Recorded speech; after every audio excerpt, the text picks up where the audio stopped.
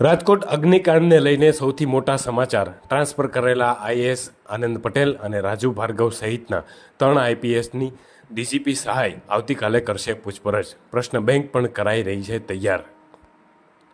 આ મામલે ટ્રાન્સફર કરાયેલા 3 આઈપીએસ અને 1 આઈએએસની પૂછપરછ કરવામાં આવશે. આ ચારેય અધિકારીઓની પોલીસ વડા વિકાસ સહાય દ્વારા પૂછપરછ કરવામાં આવશે. તેમજ ખાસ પ્રશ્ન બેંક પણ તૈયાર કરવામાં આવી છે.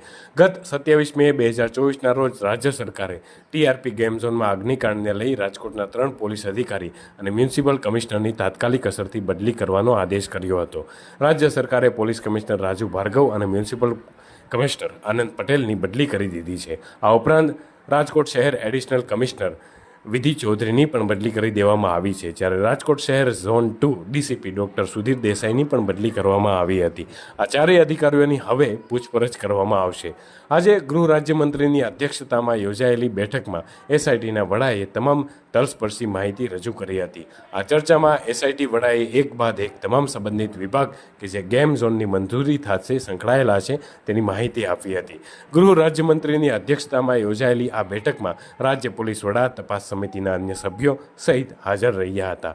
સવારે 11 વાગે શરૂ થયેલી આ બેઠક પોણા 2 કલાક સુધી ચાલી હતી. આ બેઠકમાં તપાસના વિવિધ પાસા અંગે ચર્ચા કરવામાં આવી હતી. એસઆઈટી વડા સુભાષ ત્રિવેદીએ ગૃહ રાજ્યમંત્રીની બેઠકમાં આપેલી માહિતી અનુસાર ઘટના ઘટી ત્યારથી લઈને અત્યાર સુધી કરવામાં આવેલી તપાસ તેમજ તપાસ દરમિયાન લેવામાં આવેલા નિવેદનોને આધારે કરેલી કાર્યવાહી અંગે વિસ્તૃત માહિતી આપી હતી.